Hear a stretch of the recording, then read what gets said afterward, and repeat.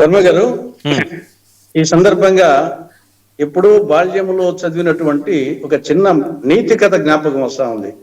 రాజు బంటు కథ. ఆ రాజు ఒక రాజ్యానికి రాజు ఉన్నాడు. ఆ రాజు చాలా జనరంజకంగా పరిపాలిస్తున్నాడు, మంచి పేరుంది. ఆ ప్రజలందరూ ఆయన దేవునిలాగా భావించేవాళ్ళు. అటువంటి రాజు ఒక రోజు వేటకు పోయాడు. ఎండాకాలం మిట్ట మధ్యాహ్నం బాగా అలసిపోయాడు. ఒక చెట్టు నీడలో నిద్రపోదామని చెప్పేసి నిద్రకు ఉపక్రమించాడు. ఈ లోపల పక్కనే బంటు ఉన్నాడు. ఆ బంటుకు రాజంటే అమితమైన ప్రేమ. ఈ లోపల ఒక చిన్న ఈగ వచ్చేసి రాజు ముక్కు మీద వాలింది. బంటు చూశాడు, అయ్యో రాజుకు నిద్రాభంగం కలుగుతుందే అని పక్కనే ఏం చేయాలని చెప్పేసి పక్కనే ఒక బండరాయి ఉన్నది. ఆ బండరాయి తీసుకొని మోదినాడు. ఆ మోదితే ఆ ఈగ తప్పించుకోపోయింది. ఆ రాజు ముక్కు పగిలి తల పగిలి చచ్చాడు. కరెక్ట్ గా ఇది జరుగుతుందని నా అభిప్రాయం. ఇక్కడ రాజు ఎవరు? జనరంజక రాజు, దేవునితో సమానంగా భావించేవాళ్ళు. ఇక్కడ రాజు వెంకటేశ్వర స్వామి. వెంకటేశ్వరుడు, టీటీడీ లడ్డు, ఇది రాజు స్థానం. బంటు స్థానం ఎవరు? కూటమి ప్రభుత్వం, ముఖ్యమంత్రి చంద్రబాబు నాయుడు గారు, డిప్యూటీ ముఖ్యమంత్రి పవన్ కళ్యాణ్ గారు, టీడీపీ నాయకులు, కూటమి నాయకులు, వీళ్ళందరూ బంటు అంటే భక్తులు అనుకోండి. వీళ్ళు రాజు మీద అమితమైన ప్రేమ ఉండేవాళ్ళు. తర్వాత ఇక్కడ ఈగ ఎవరు? నిందితులు అనుకున్నాం. లేదా జగన్ మీద కక్ష, వైకాపాను రాజకీయంగా ఈగను ఏ విధంగా తోలాలనుకున్నారో, జగన్ మీద కక్షతో వైకాపాను పొలిటికల్ గా ఈ హిందూ వ్యతిరేకను ముద్ర వేసి రాజకీయంగా లబ్ధి పొందాలనే ప్రయత్నంతో ఆ ఈగను ఏ విధంగా బంటు తోలాలని చెప్పేసి అదేమో ఈగ తప్పించుకొని పోయింది, రాజు వచ్చినాడు.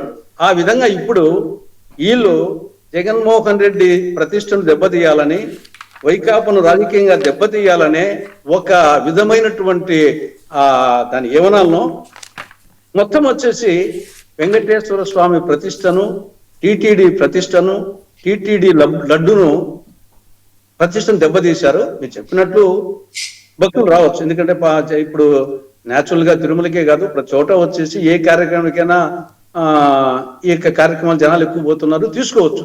కానీ ఆ భావన అనేది పోయేది వేరు, భావన వేరు. పోయినంత మాత్రాన భావనలో వచ్చేసి భక్తి, విశ్వాసము, నమ్మకము అనేది ఇంపార్టెంట్. అది క్రమేణా వచ్చేసి వీళ్ళు ఆ భక్తునికి వచ్చేసి ఆ బంటు గాని భక్తుడు గాని అమితమైన ప్రేమ రాజు మీద కాదని లేదు. రాజు మంచివాడు, రాజు పేరు ప్రఖ్యాతున్నవాడు. కానీ జరిగింది ఏమిటి? ఈగేమో తప్పించుకొని పోయింది, రాజేమో చచ్చాడు. ఎవరికి మేలు జరిగింది? కాబట్టి రాజుకు నష్టం జరగకుండా ఈగను తోలాల. కానీ ఇక్కడ అనుకున్నది ఒకటి, అయినది ఒకటి, బోల్తా కొట్టిందిలే బుల్బుల్ పిట్ట అని వాళ్ళు ప్రభుత్వం అనుకున్నది ఒకటి, అంతటితో స్టాప్ చేయకుండా దీని కంటిన్యూషన్ మళ్ళా శ్రీశైలం తీసుకొచ్చారు. కనీసము తిరుపతి దానికైనా ఏదో చంద్రబాబు నాయుడు 2004 సెప్టెంబర్లో అన్న వ్యాఖ్యలకు ఎన్డీడీపీ రిపోర్టు ఒక కారణం అనుకున్నాం. అది కూడా క్లారిటీ లేకుండా. కానీ శ్రీశైలంకి ఏముంది? శ్రీశైలానికి నిన్న శ్రీశైలంకి పోయి శ్రీశైలంలో కూడా కల్తీ అయింది అన్నాడు. దానికి ఏమన్నా ఒక ప్రూఫ్ ఉందా? ప్రూఫ్ ఏమన్నా ఉంటే మరి 18 నెలల్లో ఎప్పుడైనా ప్రూఫ్ వచ్చేసి బయట పెట్టినావా? ఇప్పుడైనా ప్రూఫ్ లేకుండా ముఖ్యమంత్రి హోదాలో మాట్లాడచ్చా? ప్రూఫ్ ఉంటే యాక్షన్ ఎందుకు తీసుకోలేదు? శ్రీశైలానికి తిరుమల కదా ఎన్డీటీవీ రిపోర్ట్ అన్నా కొంచెం ఆధారం ఉంది అనుకున్నాం ఒకవేళ. కానీ శ్రీశైలానికి ఏముంది? ఇష్టం వచ్చినట్టు ముఖ్యమంత్రి హోదాలో ఇష్టం వచ్చినట్టు మాట్లాడేదేనా? కాలు జారినా తీసుకోవచ్చు కానీ నోరు జారితే తీసుకోకూడదని చెప్పేసి పెద్దలు అందుకే చెప్పారు.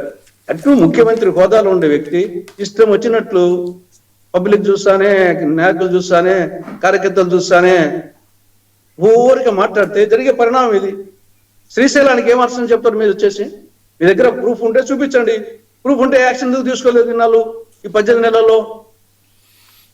కాబట్టి ప్రభుత్వం వచ్చేసి సెల్ఫ్ గోలు, పొలిటికల్ గా సెల్ఫ్ గోలు కొట్టుకుంటూ, తర్వాత వచ్చేసి ఆధ్యాత్మికంగా భక్తుల మనోభావాలు దెబ్బతినే విధంగా కూటమి ప్రభుత్వము అది ప్రయత్నం చేస్తుంది. దీన్ని వచ్చేసి ఆయన వెంకటేశ్వర స్వామి భక్తుని ఇవన్నీ చెప్పుకోవచ్చు. కానీ అవన్నీ వచ్చేసి రీజన్ కు ఉండవు.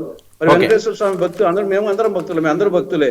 మరి 2003లో వచ్చేసి క్లైమోర్ గన్స్ అయిన తర్వాత మరి ఎందుకు నువ్వు ఓడిపోయినావు? 2020 2004లో ఎందుకు మీ పార్టీ ఓడిపోయింది? నువ్వు తిరుపతి పోయేటప్పుడు ఏదో క్లైమోర్ గన్స్ బతికినావు నిజమే, మరి వచ్చేసి ఓడిపోయినావు కదా ఎన్నికల్లో.